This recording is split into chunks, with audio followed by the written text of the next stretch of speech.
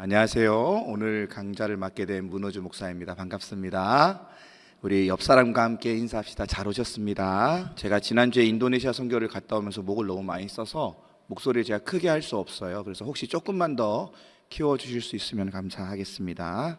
오늘은 그 세 번째 시간이죠. 세 번째 시간인데 하나님 나라 시민으로서 우리 일터에서 어떻게 살아갈 것인가, 일터는 어떻게 하나님 나라랑 연관지어져 있는가, 이런 것들을 좀 생각해 보기로 합니다.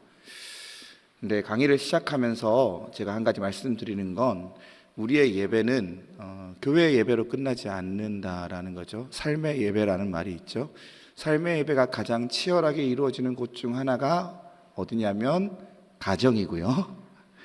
그 다음이 어디냐면 일터입니다. 우리는 교회 안에서 은혜를 누리지만 또한 교회 밖 일터에서도 하나님의 은혜를 누릴 수 있어야 되죠. 그런데 우리가 교회 밖을 나가서 일터로 가게 되면, 직장으로 가게 되면 그 기쁨과 그 비전을 사그라뜨리는 경우를 굉장히 많이 발견합니다. 특히 생업의 최전선에서는, 교회에서는 잘 있었는데, 교회에서 너무 은혜 받고 갔는데 생업의 최전선 일터에서는 무슨 완전히 대척점에 있는 것처럼 그렇게 인식하면서 그리스도인들이 일터를 하나님 나라로 이해하지 못하죠. 그냥 거기는 악마의 세상, 못된 김부장이 있는 곳, 뭐 이런 곳으로 인식을 한단 말이죠. 근데 이건 어쩌면 일터가 왜곡되어 있는 것도 있지만, 분명히 죄로 인해서 왜곡되어 있는 것도 있지만, 우리의 하나님 나라 인식이 잘못되어 있는 경우도 있는 것 같습니다. 그래서 좀 잘못된 이미지를 고치는 게 필요해요. 제가 왜 이미지란 말을 하냐면, 우리는 이미지와 이야기에 더 많은 영향을 받습니다. 일에 대한 신학적 정의를 할 수도 있고요, 혹은 신앙적 의미들을 성경 구절을 통해서 쫙 제가 나열할 수 있습니다. 그런데 그것들은 다 파편화된 거고요. 우리 안에 영향력을 미치는, 실제로 영향력을 미치는 것들은 이미지와 이야기거든요. 이미지와 이야기. 여러분 어린아이들 가르치실 때 무슨 책 많이 읽히셨어요? 무슨 책 많이 읽히셨어요? 성경책 말고. 동화책 왜 읽히세요? 그게 이야기이기 때문이에요. 그리고 그 이야기는 평생 남아요. 내 안에서. 내 삶의 이야기로 평생 남기 때문에 이야기가 중요하고 이미지가 중요한 것이거든요. 그리고 우리가 일에 대해 좀 덧붙여져 있는 이미지들을 좀 바꿔볼 필요가 있다는 거죠. 이게 왜곡되어 있다면 그걸 고쳐야 되는 것입니다. 그래서 첫 번째는 잘못된 이미지를 좀 고쳐야 합니다. 첫 번째, 우리 일에 대해, 신앙적인 의미에서 일에 대해 왜곡된 것은 뭐냐면, 일은 저주라는 거예요.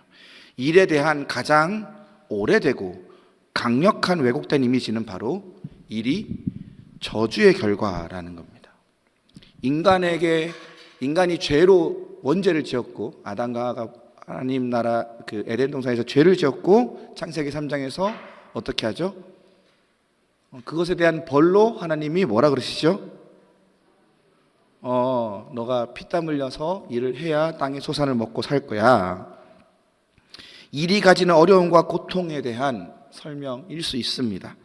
그런데 여러분, 이건 굉장히 일에 대한 일부예요. 우리는 그래서 원래 일은 힘든 거야, 이렇게만 생각하는데, 이건 일에 대한 굉장히 일부의 이야기예요. 그래서 일을 마치 되도록 안 하면 좋은 거, 그죠? 회피해야 될 고통으로 이해하는 경우가 굉장히 많이 생기거든요. 근데 여러분, 일이 타락 이후에만 있었어요? 인간의 타락 이후에만 일이 있었나요? 아니에요. 타락 이전에 일이 있었다고요. 일은 죄 때문에 생긴 게 아니라 원래부터 일이라는 건 하나님이 주신 일이라는 게 있어 왔고, 죄로 인해 그것이 타락된 것이지 하나님이 바라시는 일은 그대로 있는 거예요. 하나님은 창조 질서 안에서 우리에게 일을 주셨어요. 창세기 1장 27절 28절 보면 이런 내용이 있죠. 하나님이 자기 형상 곧 하나님의 형상대로 사람을 창조하시되 남자와 여자를 창조하시고 하나님이 그들에게 복을 주시며 하나님 그들에게 이르시되 뭐라 그랬냐면 생육하고 번성하여 땅에 충만하라. 이게 일이에요. 생육하는 일을 해야 되고 번성하는 일을 해야 되고 땅에 충만한 일을 해야 되고요. 땅을 다스리고요. 그래서 창세기 2장 19절에서 하나님이 아담에게 시키신 일이 있죠. 뭐죠? 에덴 동산의 동물들을 다 데리고 가서 뭐 했어요? 이름을 붙이는 일을 시키셨어요. 하나님은 사람을 창조하시고 자신의 대리자로 세우셔서 이 땅을 다스리고 관리할 일꾼으로 세우셨단 말이죠.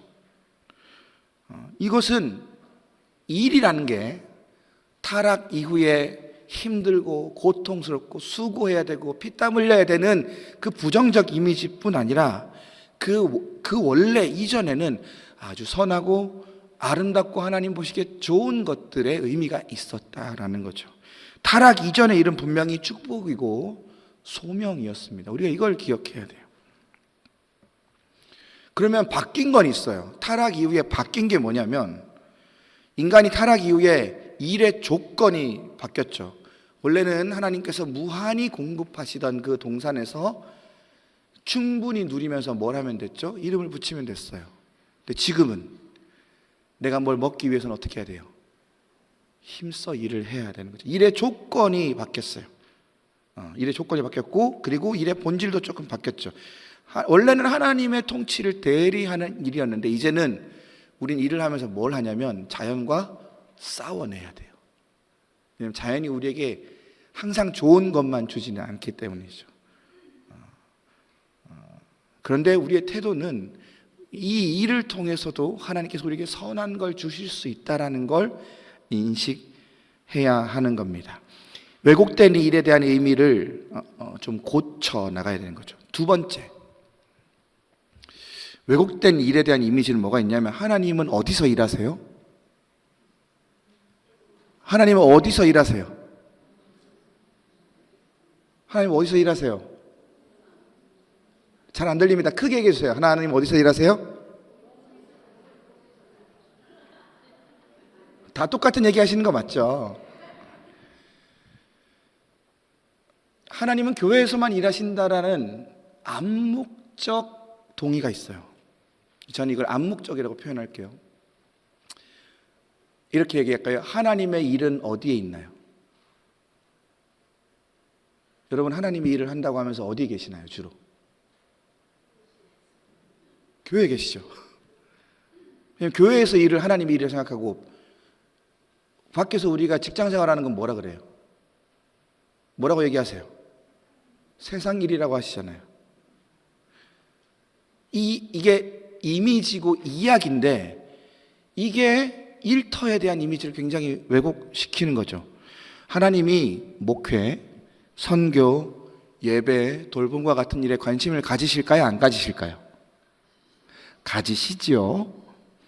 그렇다고 하나님이 회사, 공장, 사무실 등에 관심을 안 가지실까요? 가지시지요. 근데 우리의 오랜 이런 이미지는요, 성과 속의 이원론이라는 아주 오랜 그림자로 일터를 왜곡시켜 왔어요. 그래서 교회 안의 사역만 진짜 소명으로 여기거나 일터에서의 삶을 신앙과 무관한 중립지대로 만들어버리는 거예요. 그러면 이게 어떻게 되냐면 방치되거든요. 신앙으로 해석되지 않게 돼요. 그러면 결국 사람은 타락하게 되는 거죠. 이걸 좀 교정해야 돼요. 여러분 하나님은 목회와 선교에만 관심을 가지시는 게 아니라 여러분의 회사, 공장, 사무실, 일터에서의 사람과의 관계 모든 것에 관심을 가지고 거기에 선한 일을 행하시기 원합니다. 여러분 하나님은요, 하나님 나라의 통치 범위는 교회 안에 국한될 수 없죠. 왜냐하면 우리는 하나님을 온 세계 만물의 창조주시요 통치자라고 고백한다면 하나님은 교회에서만 일하신다는 그런 이미지는 아주 왜곡되어 있구나. 우리 이걸 빨리 떨쳐버리고 하나님 나라를 축소할 수 있다는 걸 경계해야 되는 거죠. 마지막 세 번째 이미지는 일은 왜 하세요? 여러분 일 왜 하세요? 5글자로 요약해 봅시다. 일을 왜 하세요? 첫 번째 글자 힌트 드릴까요? 5글자. 먹고 살라고. 먹고 살라고 하는 겁니까? 맞죠?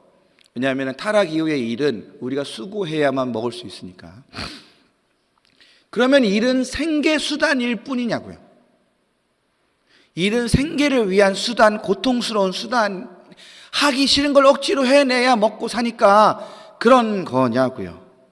현대사회의 가장 보편적인 일반적인 이미지가 바로 이것인데요. 그래서 일을 뭐로 판단하냐면 보상체계로 판단하는 거예요. 하기 싫은 걸 억지로 먹고 살라고 해야 되니까 뭐가 와야 돼요? 일을 하면 뭐가 와야 돼요? 보상이 와야 돼요. 그러면 그 일을 해서 얼마의 보상을 줄 수 있느냐가 그 일의 가치를 드러내는 거죠.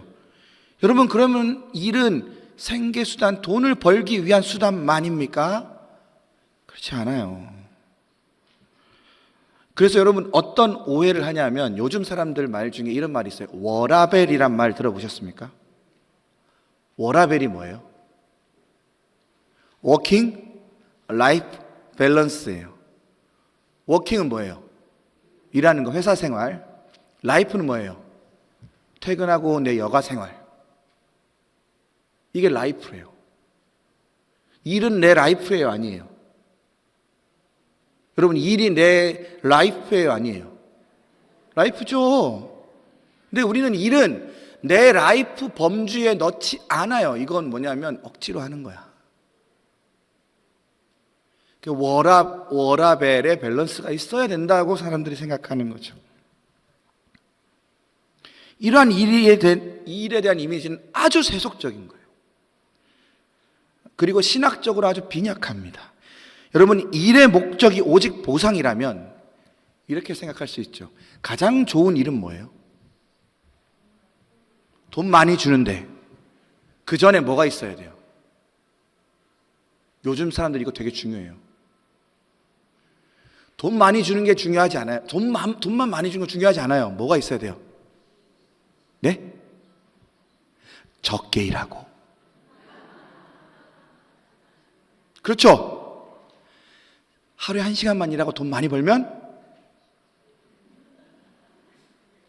일을 그렇게 이해하는 거예요. 일을 보상체계로만 이해하니까 보상만 많이 주고 적게 일할수록 뭐예요? 좋은 거예요. 보상을 준 만큼, 아니 그보다 일을 적게만 할 수 있으면 최고다. 이게 최고의 효율이다 여기는 거죠. 네, 여러분, 성경에서 말하는 일은 생계수단 혹은 보상체계만은 아닙니다. 여러분, 하나님은 엿새 동안 뭐 하셨대요? 일하셨대요. 여러분, 하나님이 보상이 필요했어요? 하나님이 왜 일하셨어요? 몰라요. 우리는 다 알 수 없어요. 그러나 하나님이 일하신 이유의 보상은 없었어요. 그 말은 뭐냐면 일이라는 것의 원래는 보상체계가 다가 아니라는 거죠. 그건 타락한 이후의 일에 대한 것이지 원래 일은 보상체계만 바라고 하는 게 아니었다는 거예요. 힘들고 고된 게 아니라 아주 행복하고 아름다운 일이었어요. 이런 걸 보고 우리가 뭐라 그러냐면 합목적성이라고 합니다. 어떤 일이나 행동에 있어서 그것 자체가 목적이 되는 경우, 그걸 우리가 합목적성이라고 표현하는데요. 철학적으로 이 합목적성을 가지고 있었어요. 원래 일이. 근데 이게 왜곡된 것이죠. 여러분, 하나님이 창조하신 일을 통해 우리를 만드셨고 하나님이 우리를 그 세상을 경영하시고 창조하시는 일에 초대하시죠. 그래서 우리에게 무슨 이 직분을 맡기셨냐면 청지기 직분을 맡기셨잖아요. 일은 그 청지기 직분, 세상을 다스려 나가는 청지기 직분에 그 부르심에 그 책임을 다하는 반응으로 해야 되는 거예요. 그러니까 보상의 영역뿐 아니라 하나님이 나에게 세상을 경영하라 하셨으니 그 일을 하는 거예요. 그러면 보상이 좀 적어도 나는 하나님과의 관계 때문에 일을 할 수 있는 거죠. 그렇게 해석할 수 있는 거죠. 인간은 일을 함으로 세상을 더 살기 좋게 만들도록 부름받은 존재라는 겁니다. 그러면 이 이미지가 왜곡됐다라는 걸 알면 새로운 이미지를 만들어내야 돼요. 그걸 그리고 계속 우리 마음에 심어야 돼요. 그래야 우리가 바뀌는 거죠. 첫 번째 회복된 이미지는 하나님은 일하시는 분이에요. 하나님 얼마만큼 일하세요? 하나님 얼마만큼 일하세요? 하나님 노동시간 계산해 주세요. 네? 계속 성경적 표현으로 쉬지도 졸지도. 우리 하나님 잘못하면 과로예요. 네. 제가 우스갯소리지만 여러분, 만약에 일이 죄의 결과고 고통스럽고 보상책이었다면 하나님은 이렇게 일하시지 않으셨을 겁니다. 그런데 성경은 하나님이 일하시는 분이라고 증언하죠. 창조는 하나님이 여세 동안 힘써 일하신 결과고, 구원은 하나님께서 자기 아들을 보내셔서 성령님과 함께 세상을 건지시는 일을 하신 거란 말이죠. 예수님조차 말씀하셨어요. 요한복음 15장 7절에 예수께서 그들에게 이르시되, 누가요? 내 아버지께서 일하시니 나도 일한다. 하나님은 일하시는 분입니다. 이 이미지가 결정적입니다. 일은 하나님의 저주와 징벌이 아니라 하나님이 행하시는 거예요. 그러면 우리는 하나님의 자녀인 하나님의 형상대로 지음받은 우리는 누굴 따라해야 돼요? 하나님 따라 일을 하는 거죠.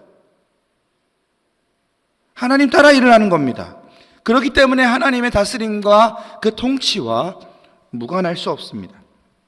여기서 한 가지 더 통찰을 나눠 드린다면, 인간은 결코 그래서 독립적으로 일할 수 없는 거죠. 우리의 일이라는 게 독립되어 있지 않다라는 거예요. 무엇과 관련이 있어요? 하나님의 일하심과 관련이 있어야 된다는 거예요. 인간은 하나님과 아무 상관없이 일하는 존재가 아니라 하나님이 이미 해놓으신 일들에 동참하고 그 의미를 발견하는 거죠. 이러한 관점에서요, 여러분, 인간의 일을 때로는 너무 과대평가하는 경향이 있어요. 여러분, 요즘 누가 제일 부자예요?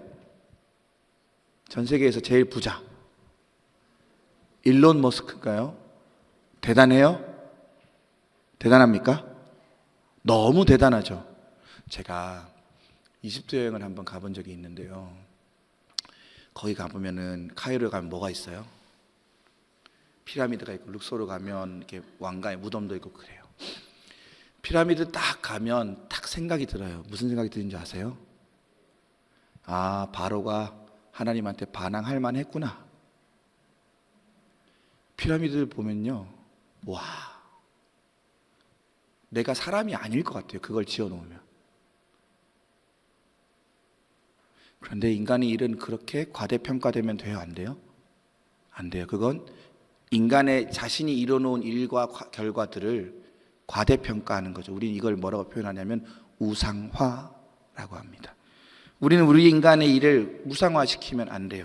그렇다고 인간의 일을 과소평가해서도 안 돼요. 여기서 과소평가라는 건 뭐냐면 징벌화하는 거죠. 아까 말했죠. 인간의 일은 죄의 결과고 최소한으로 일을 해서 최대한 많이 버는 게 목적이다. 이렇게 과소평가해서도 안 되는 거죠. 하나님이 하신 일을 생각하고 하나님이 하시고 계신 이 일을 생각할 때 우리의 일은 그 균형점을 찾게 되는 겁니다. 두 번째 회복된 이미지는 뭐냐면, 인간은 하나님 나라의 동역자라는 거죠. 아, 하나님만 일하시는 게 아니라 하나님이 우리를 동역자로 부르셨고, 일터는 그래서 하나님 나라가 싹 트는 곳이구나. 하나님은 인간을 일하라고 만든 도구적 존재가 아닙니다. 책임 있는 동역자예요. 여기서 책임이란 건 뭐냐면 내가 맞느냐 안 맞느냐를 결정할 수 있다라는 거예요. 내가 그 사역에 동참하느냐 동참하지 않느냐를 내가 결정할 수 있다는 거예요. 하나님은 그걸 우리에게 맡기시죠. 선택하라고 맡기시죠. 대신 그러면 뭐가 달라지느냐? 내가 선택한 것에 대한 가치가 달라집니다. 우리 인간의 가치가 달라져요. 그냥 일하는 기계가 아니라 그 존엄성을 찾게 되는 거죠. 일의 존엄성을 찾게 되는 거죠. 도구적 존재가 아니라 하나님 나라를 위해 자발적으로 헌신하는 존재가 되는 겁니다. 그리고 또한 일터는요, 신앙생활이 중단된 곳이 아니게 돼요. 일터는 뭐예요? 거기서 하나님 손이 뻗쳐나가는 구역이 되는 거죠. 하나님 나라가 드러나는, 감추어졌던, 우리가 발견하지 못했던 비밀들이 드러나는 공간이 되는 겁니다. 하나님 나라와 일터는 어떤 관련이 있을까? 하나님 나라는 추상적인 교리나 슬로건이 아니죠. 하나님 나라는 하나님의 통치가 이곳에 이루어진다라는 거예요. 침투하는 겁니다. 그 침투가 가장 치열하고 선명하게 일어날 수 있는 곳이 어디냐? 가정과 교회입니다. 아니요, 가정과 일터입니다. 왜냐하면 교회는 이미 하나님 나라니까요. 침투해야 돼요. 침투. 특히 일터가 되게 중요한데요, 대부분의 그리스도인들이 인생에서 가장 많은 시간과 에너지와 창의력과 결단력과 자기가 가진 달란트를 제일 많이 드러내는 곳이 어디냐? 일터예요. 그런데 일터를 자꾸 신앙이 적용되기 어려운 세속적인 영역으로만 구분해 놨던 거죠. 그 성속 이혼론에 의해서. 그런데 하나님은요, 지금 여기란 말을 굉장히 좋아하세요.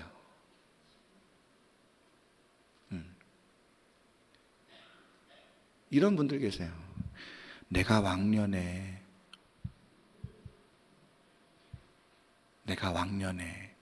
그 말은 뭐예요? 지금은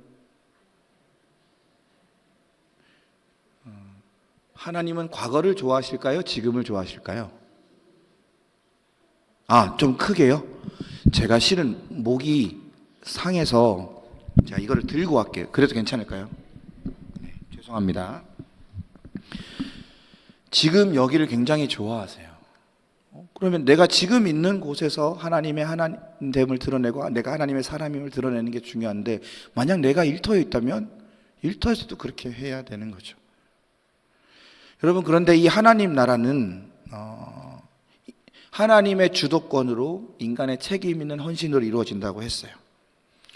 첫 번째 중요한 것은 하나님 나라의 주도권이에요. 이게 우리가 생각하는 유토피아 건설과 다릅니다. 열심히 일해서 좋은 세상을 만들어야지, 이게 인간이 말하는 긍정적 사회 발전을 통한 유토피아와는 다릅니다. 인간의 진보된 지식, 개혁, 종교적 열심의 결과가 하나님 나라는 아니에요. 이것은 하나님께서 이미 시작하신 일에 동참하는 거예요. 하나님이 주도하시는 통치 사건에 참여하는 거예요. 예수님의 공생의 사건을 시작하시면서 이런 말씀을 하셨죠. 천국이 가까이 왔다, 임박했다라는 거죠.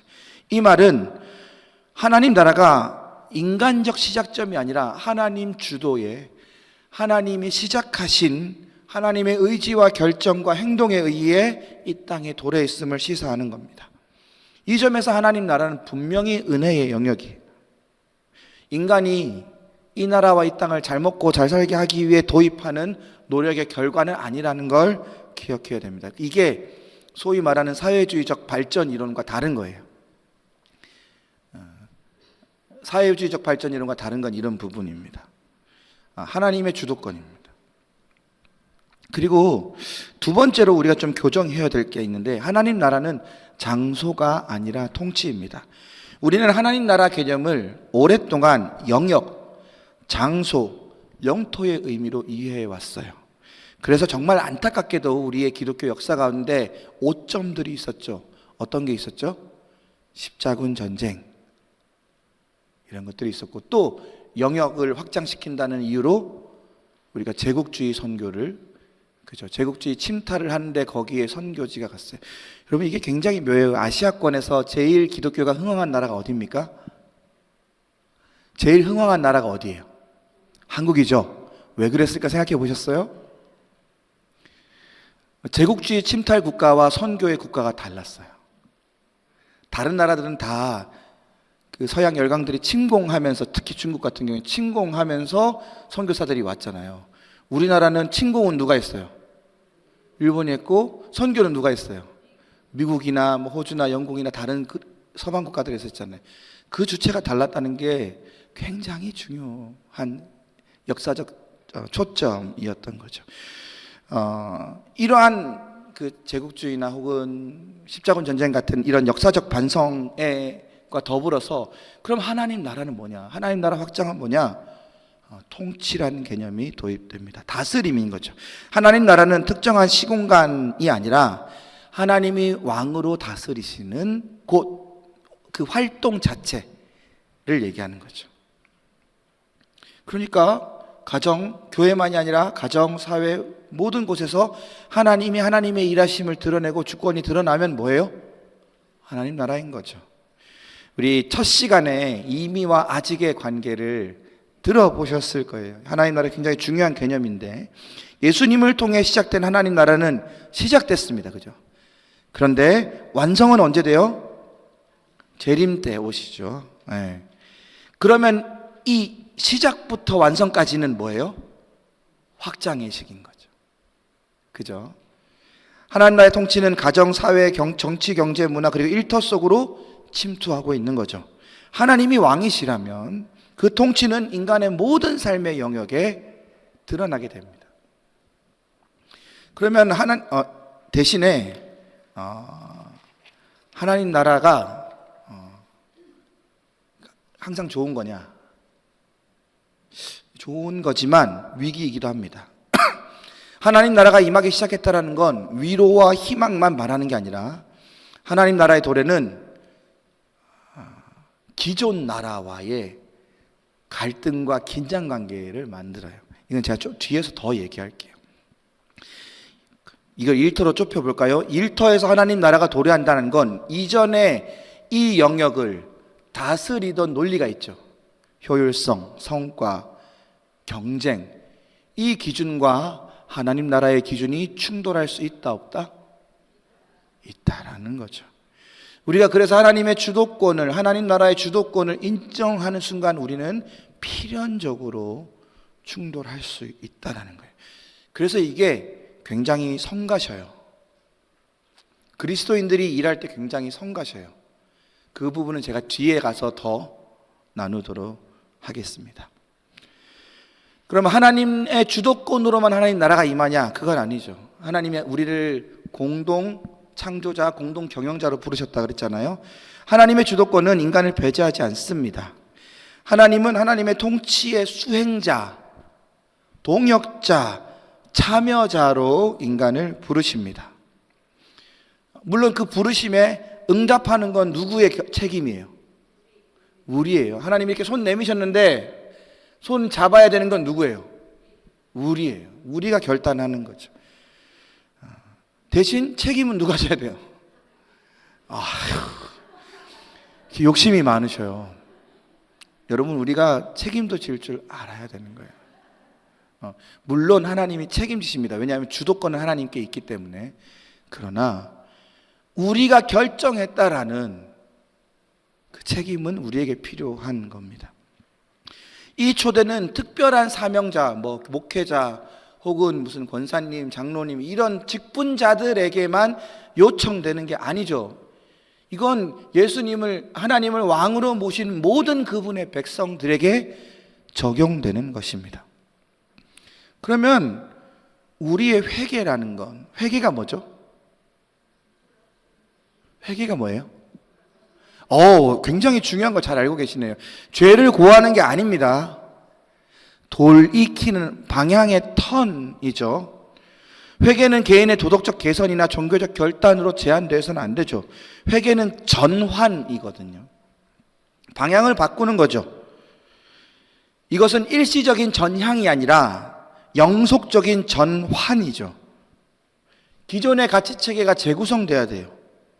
그러면 이런 명제를, 방향의 전환, 영속적인 전환, 가치의 재구성이 필요한데 이런 명제를 만들어 볼 수 있는 거죠.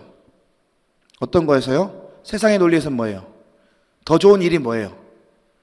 더 많이 버는 곳에서 더 좋은 일은 뭐예요? 더 많은 생명이, 더 많은 사람들이, 여기서 생명 그냥 목숨줄이 아니에요. 더 많은 사람들이 혜택을 보고 더 많은 사람들이 살아날 수 있게 되는 거.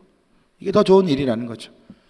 속도와 정직에서 세상의 논리는 뭐예요? 더 빨리 성공하는 거.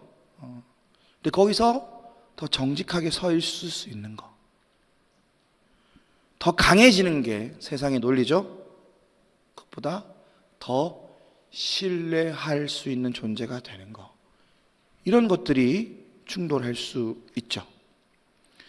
인간은 하나님 나라의 공동 창조자로 부르셨습니다. 이 개념은 하나님과 인간을 동일 선상에 두자는 게 아니라 하나님께서 우리 인간에게 부여하신 능력이 있어요. 그게 뭐냐면 창조력이에요. 여러분, 이 창조력은 세상 어떤 동식물도 가지지 못한 놀라운 능력이죠. 우리는 무언가를 만들어내죠. 그게 누구로부터 왔어요? 하나님이 우리에게 부여하신 달란트라는 거죠. 이 창조적 능력에 대한 책임을 우리도 져야 되는 거죠. 그리고 그걸 충만하게 이 땅 가운데 발휘하길 바라시는 분이 또 하나님이시에요. 하나님의 선한 통치를 가시화시킬 수 있는, 눈에 보이게 가시화시킬 수 있는 통로가 어디예요? 그게 일터입니다. 기업활동, 기술개발, 행정, 교육, 의료, 예술, 돌봄, 노동 모두 이런 인간의 창조성이 발휘될 수 있는 영역입니다. 그것은 뭐냐? 각 분야들이 하나님 나라가 침투할 수 있는 영역이라는 걸 보여주는 거죠. 마지막으로 일터는요, 우리 영적 훈련의 장소예요. 대신 훈련의 재료가 있어요. 뭐냐면 갈등할 수 있고 실패할 수 있고 압박이 올 수 있고 유혹이 올 수 있죠. 그런데 훈련의 방식은 뭐냐면 실행해보고 또 반추라는 게 뭐죠?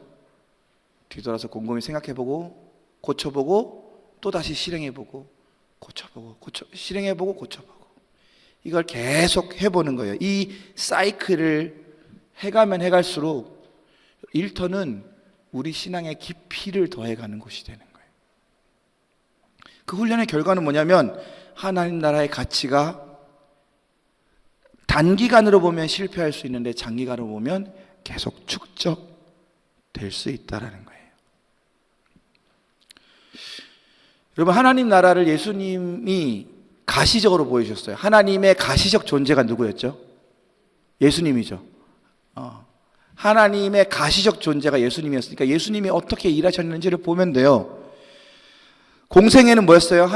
예수님이 노동하는 사역을 하러 오신 분이라는 걸 보였죠.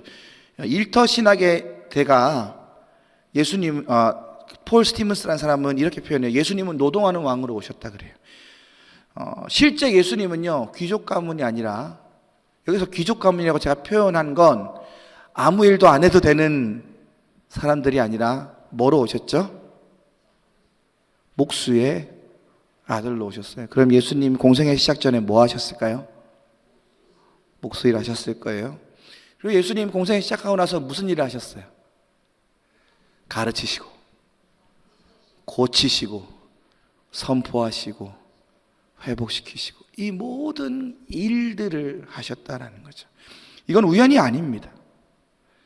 이 땅은 예수님의 일터였어요. 이게 예수님의 공생애를 채웠죠. 십자가는 뭡니까? 하나님 나라가 어떻게 통치되는지를 극명하게 보내주는 거예요. 당시 로마 지배를 받았던 이스라엘, 그곳에서 강압과 지배, 폭력과 통제로 점철되어진 나라였잖아요.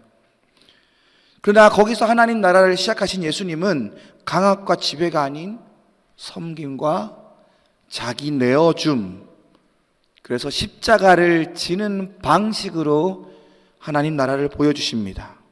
이건 분명히 기존의 그 당시 이스라엘의 일터의 논리와, 그래서 일터라는 건 직장이 아니에요, 그 땅의 논리와 충돌하죠.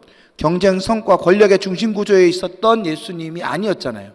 오히려 거기에 있었던 자들이 누구를, 예수님을 십자가에 못 박은 거거든요. 왜냐하면 허용할 수 없으니까. 이 땅의 가치가 무너지는 걸 허용할 수 없으니까. 그래서 여러분, 우리가 예수님을 왕으로 모셨습니까? 다시 한번 물을게요. 여러분, 예수님을 왕으로 모셨습니까? 그러면 이것도 받아들여야 돼요. 예수님을 받아들이실 때 취사 선택하시면 안 돼요. 좋은 것만 이렇게 골라 드시면 이빨이 썩어요.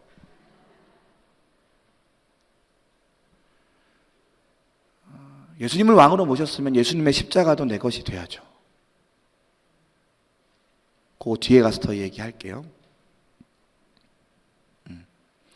그러나 이 긴장, 이 갈등 속에 하나님 나라의 진정성이 드러납니다. 이걸 피하느냐 마느냐가 진정성이에요.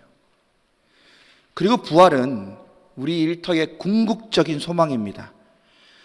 여러분, 부활은 그냥 죽었다 살아난 게 아닙니다. 세상에서 가장 큰 힘이 뭐라고 생각하세요, 여러분? 세상에서 가장 강력한 힘이 뭐라고 생각하세요?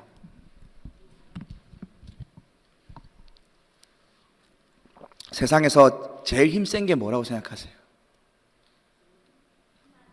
하나님, 아멘. 네. 말고 하나님 없는 사람들에게 제일 힘이 센 게 뭘 것 같으세요? 네? 크게 얘기해 주세요. 괜찮아요. 죽는 거예요. 여러분, 왜 살아요? 왜 사세요? 죽으려고요. 죽지 않으려고 사시잖아요. 어떻게든 안 죽어보려고. 여러분, 세상에서 가장 강력한 통치를 가졌고 가장 강력한 힘을 가졌던 통치자들을 생각해 보세요. 그 사람들이 말년에 뭐 했는지. 뭐 했어요? 안 죽으려고. 진시황은 뭐 했어요? 불로소 찾으러 다니고. 바로는 뭐 했어요? 미라 만들어서 부활하려고. 죽음은 인간이 한 번도 이겨보지 못한 세상에서 가장 강력한 힘입니다. 그래서 인간이 인간을 벌을 줄 때 가장 강력한 벌이 뭐예요? 죽음이죠. 근데 여러분, 부활은 뭐냐면 죽음의 권세를 이긴 거예요. 제가 쉽게 표현할 때 이렇게 얘기해요. 죽음이 주먹이면 부활은 보자기예요. 죽음이 주먹이면 부활은 보자기예요. 죽음이랑 부활이랑 싸우면 누가 이겨요? 맨날 이겨요. 부활은 죽음한테 질 수 있어요, 없어요? 이게 놀라운 힘이라고요. 죽음의 두려움을 이긴 힘이라고요. 그래서 부활은요, 하나님 나라 통치의 최종적 확증이에요. 세상의 모든 권세가 죽음 밑에 있거든요. 그런데 그 세상 모든 권세를 그 발 앞에 꿇어 엎드리게 한 게 뭐였냐면 부활 사건이었어요. 이것은 일터에 새로운 희망을 줍니다. 지금 노동이, 지금 일터가 불완전하고 좌절이 있고 허무가 있다 하더라도 하나님 나라가 부활을 바라보고 있다면 그것은 결코 지금 헛되지 않다라는 걸 보여주는 거예요. 그럼 이제 제일 결정적인 얘기를 좀 제가 하고 강의를 마무리하도록 하겠습니다. 하나님 나라의 가시적 확장이 어디냐? 가정과 일터인데 제가 오늘 주제는 뭐다? 일터예요. 하나님 나라가 눈으로 보이게 확장되는 곳이 어디다? 일터예요. 일터는 교회 밖이 아니에요. 교회 밖 세상이 아니라 일터는 교회와 마찬가지로 하나님 나라가 이루어질 곳이에요. 교회는 이미 우리는 하나님 나라라고 생각하잖아요. 일터는 하나님 나라죠. 눈에 보이게 확장될 수 있는 곳이어야 합니다. 그러면 하나님 나라를 소망하는 하나님 나라 시민인 우리가 일터에서 뭘 할 거냐, 어떻게 할 거냐, 이 얘기를 해야겠죠. 그건 바로 십자가에서 아까 통치 논리를 얘기해 주셨죠. 좀 이따 더 얘기할 건데 예수님을 따라 섬겨가는 거예요. 세상을 섬겨가는 거예요.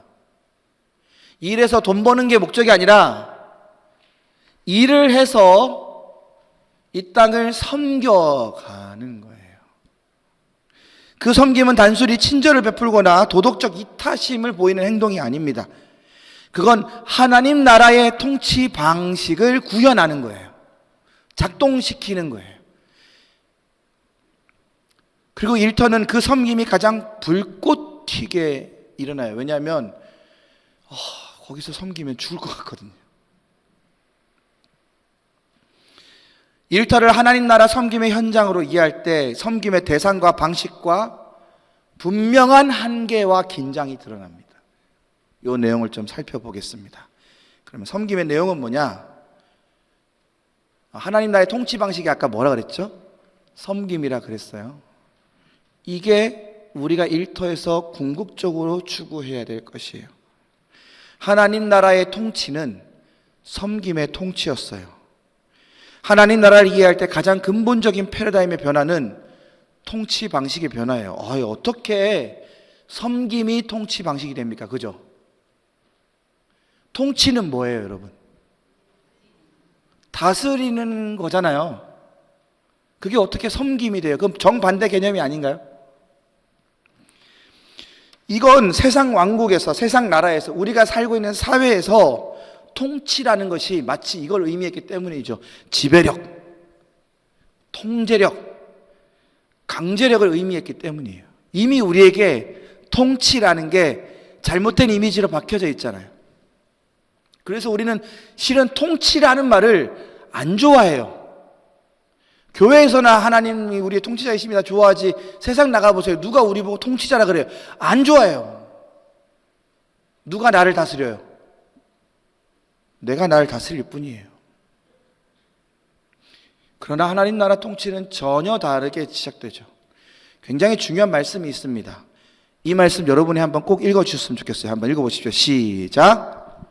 마가복음이라는 복음서에 나오는 말씀인데요, 마가복음을 한 절로 딱 줄이면 마가복음 10장 45절이에요. 이 이야기예요. 이 구절은 마가복음에서 예수님의 자기 오심과 하나님 나라 통치를 가장 극명하게 드러낸 부분입니다. 여기서 예수님은 세상 왕국의 논리와 하나님 나라의 논리를 딱 대비시키고 있어요. 잘 보세요. 이방인의 집권자들이 뭐 했대요? 임의로 주관한다는 말이 뭐예요? 자기 마음대로 결정하고, 또 고관들이 뭐 했대요? 권세를 부린대요. 여러분, 권세가 뭔 줄 알아요? 권력이 뭔 줄 아세요? 저 예수님의 이 통찰이 정말 날카롭다고 생각해요. 권세가 뭐냐면 내가 말하면 저 사람이 하는 거예요. 내가 생각한 대로 저 사람이 움직여주는 거예요. 내가 시킨 대로 저 사람이 하는 게 권세. 그걸 부렸대요. 부리는 게 통치였어요.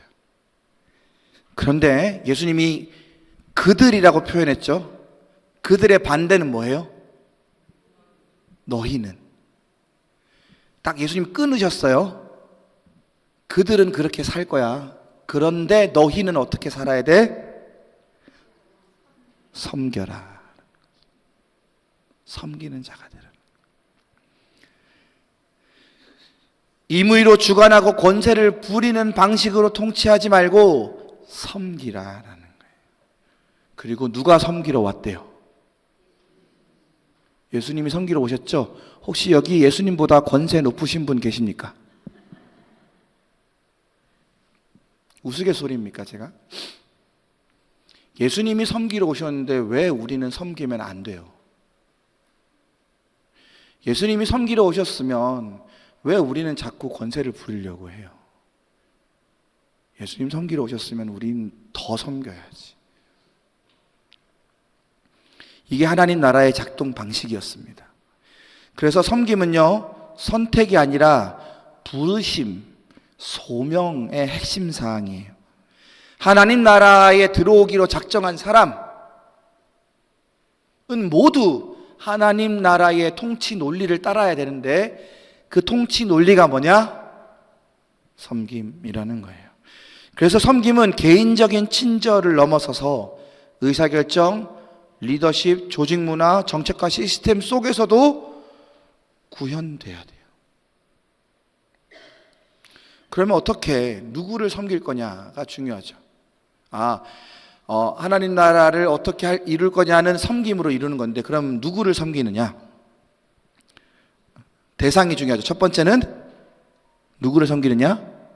하나님을 섬겨요. 이게 궁극적인 방향성을 드러내요.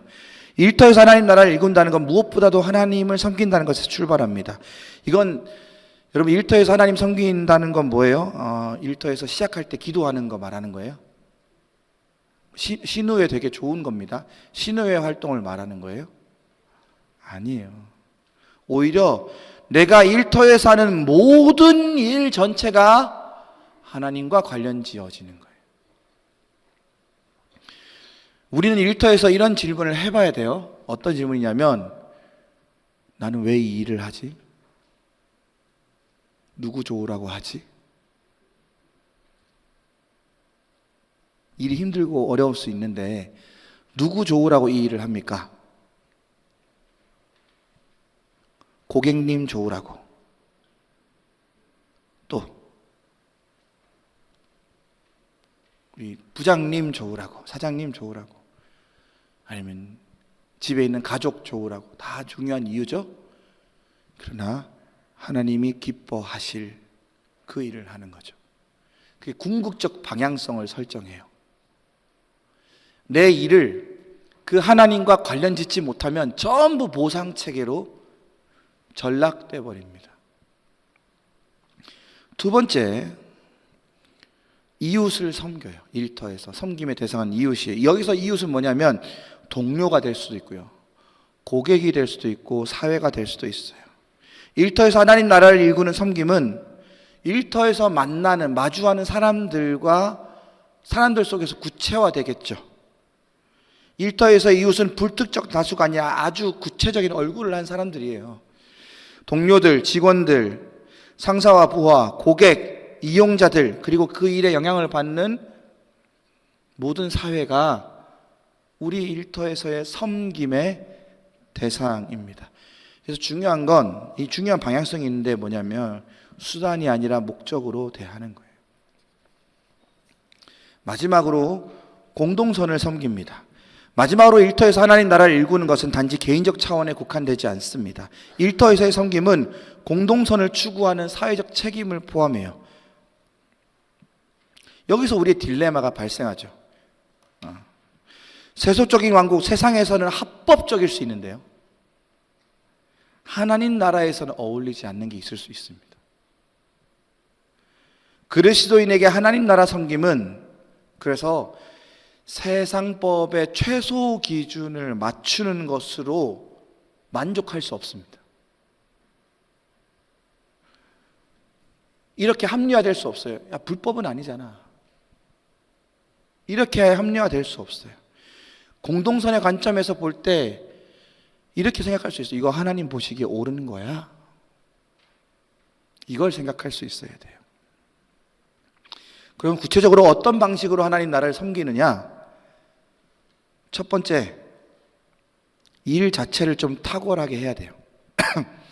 아까 일터에서 하나님 나라를 세우는 건 자신의 특별한 종교행위가 아니라 그랬죠. 자신의 일을, 아까 말했잖아요, 보상체계로 일을 이해하면 어떻게 이해한다고요? 제일 돈 많이 버는 거를 어떻게 할 때? 제일 적게 일할 때. 그죠? 이제 이해되시죠? 세상이 돌아가는 게 이해가 되시죠? 그게 아니라 자기 자신이 이 일을 대할 때 내가 여기 최고의 전문가로 허투루 준비하지 않고 책임감 있게 준비하고 정직하게 수행하고 탁월성을 보이는 게, 이게 하나님 나라의 섬김이죠. 왜? 이건 단지 보상만을 위한 게 아니었으니까. 내가 하나님 앞에 서 있다고 시작한 일이니까. 부실한 일의 진행, 무책임한 태도, 때로는 신앙을 핑계로 전문가적이지 않은 자세를 보이는 건 오히려 하나님 나라를 왜곡시키는 겁니다. 다시 한번 말씀드리지만 하나님 나라 시민은 탁월함을 추구하되 그 목적이 자기의 영광이 아니라 하나님과 이웃과 공동선에 있음을 기억해야 됩니다. 두 번째, 권한과 영향력을 섬김의 도구로 사용할 수 있어야 됩니다. 아까 일터에서는 말씀드렸죠. 일터에서는 자신이 가진 권한과 직위와 영향력이 있죠. 이게 다 같은 단어는 아니지만 일터에서 우리가 이웃에 대한 어떤 영향력을 미친다는 점에서 이 용어를 사용할 수는 있습니다. 하나님 나라의 관점의 전환은요, 권한, 직위, 영향력, 이게 세상에서 강조하는 거죠. 이걸 가지라고 하잖아요. 이걸 가지고 갖고만 있지 말고 뭐라 그래요? 불이라고 하잖아요. 그런데 그러면 이건 제거해야 되는 악인가요? 아니죠. 어떻게 사용할 거냐라는 거죠. 섬김의 도구로 사용할 수 있습니다. 예를 들어보면 내가 리더의 자리가 있잖아요. 팔로워들이 있어요. 여기서 하나님 나라를 일군다는 건 뭐냐면 자기에게 주어진 권한을 통해 이 사람을 억누르는 게 아니라 이 사람이 성장할 수 있도록, 이 사람이 좋은 방향으로 성장할 수 있도록 돕고 촉진해 주는 것, 그리고 공정한 경쟁을 할 수 있도록 그 환경을 조성하는 것, 이건 모두가 뭐예요? 리더로서 하나님 나라를 섬기는 거죠.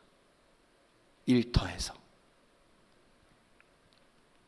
마지막으로 구조와 시스템의 변화도 있습니다. 섬김은 개인에게만 적용되는 게 아니죠. 공동체의 논리라 그랬잖아요.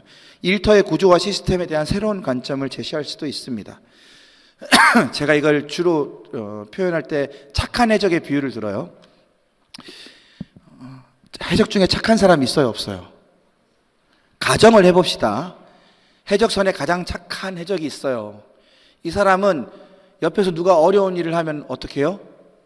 막 도와줘. 갑판에서 막 뭘 닦고 있으면 어떻게 해요? 자기 일 아닌데도 가서 도와주고, 선장님이 뭐 지시하면 책임감을 가지고 열심히 일하고. 착한 사람이에요, 안 착한 사람이에요? 근데 그 사람은 해적이에요. 기억하세요? 그러다가 상선, 그 범선을 만났어. 내가 도적질 해야 돼, 해적이. 그럼 이 착한 해적은 어떻게 해야 될까요? 네? 어떻게 해야 돼요?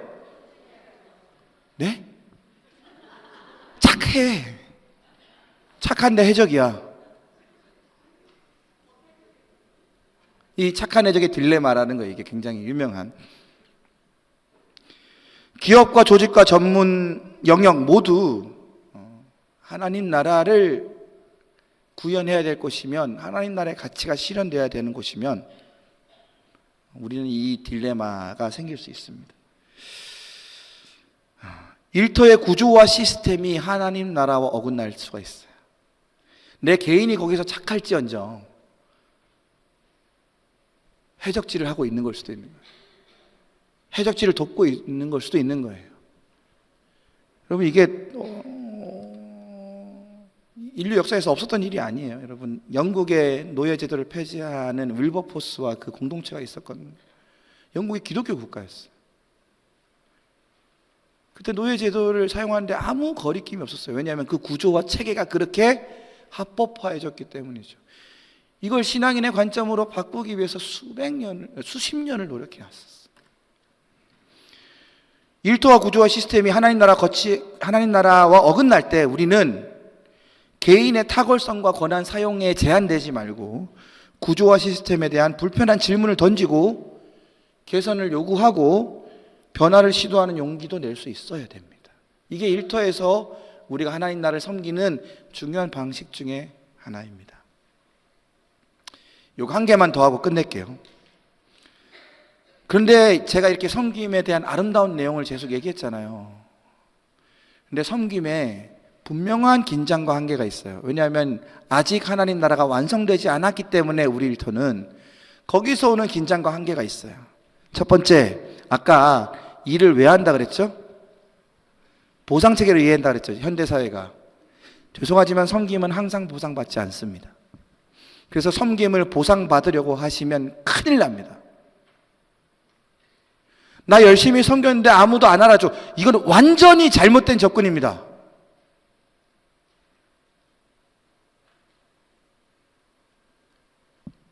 이거는 통치 논리가 완전히 어긋나 있는 걸 한 거예요.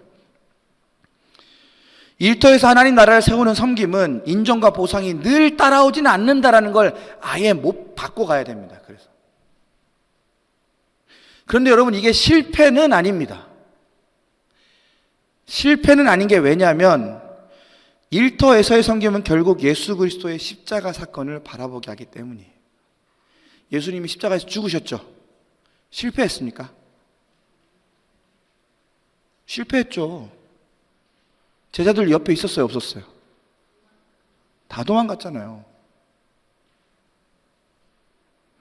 예수님의 섬김이 십자가로 이어졌듯 하나님 나라의 섬김 역시 우리에게 보상 없음 혹은 인정받지 못함이라는 그 아픔을 줄 수도 있다는 걸 그냥 받아들이십시오. 나 열심히 섬겼는데 왜 이렇게 인정을 안 해줘요? 그런 얘기 하지 마십시오. 아시겠죠? 두 번째, 결과는 하나님께 맡기는 거예요. 일터에서 하나님 나라를 일구는 섬김은 결과에 대한 통제권을 내려놓는,